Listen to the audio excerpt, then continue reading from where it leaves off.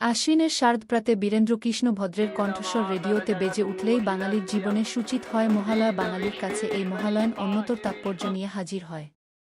তার আগে জেনে নেওয়া যাক মহালয়া তিথিটির মাহাত্ম্য। পিতৃপক্ষের অবসান ও দেবীপক্ষের সূচনালগ্নটি মহালয়া হিসেবে চিহ্নিত। এই সন্ধিক্ষণ মানব জীবনের জন্য গুরুত্বপূর্ণ। মহালয়া অর্থাৎ মহান যে আলয়, এই কথাটির ব্যাখ্যা নানাভাবে করেছেন প্রাজ্ঞজনেরা। যেহেতু মহালয়া থেকেই দেবী দুর্গার আবাহন মুহূর্তটি চিহ্নিত হয়ে যায়, তাই অনেকের মতে দেবী স্বয়ং হলেন এই আলয় বা আশ্রয়। 1932 সাল থেকে এই অনুষ্ঠানের সম্প্রচার শুরু হয় আকাশবাণী থেকে। স্বনামধন্য বহু মানুষ বিভিন্ন সময়ে চণ্ডীপাঠ ও সঙ্গীতায়োজনের দায়িত্ব পালন করেন।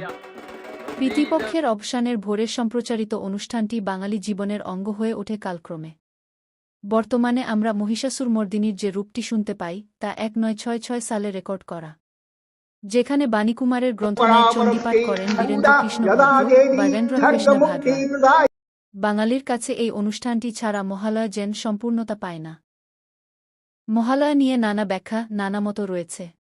শুভ ও অশুভের দ্বন্দ্ব বা তর্ক ব্যক্তিগত প্রেক্ষিতের উপর নির্ভর করে। তবে মহালয়ার ভিতর যে মহামিলনের ইঙ্গিত, তা বৃহত্তর সম্প্রীতি আর মেলবন্ধনের কথাই স্মরণ করিয়ে দেয়। আজ ডিফু কার্বি আংলং এ মহালয়া শুভ দিনে বিভিন্ন ভাষাভাষী জাতি ধর্ম বর্ণ নির্বিশেষে বেরিয়ে আসেন মন্দির ও প্যান্ডেলে মেতে উঠেন। চণ্ডীপাঠের ধ্বনিতে শুভ শারদীয় দুর্গাপূজার শুভেচ্ছা থাকল। ধন্যবাদ। সঙ্গে থাকুন TV69 ভারত।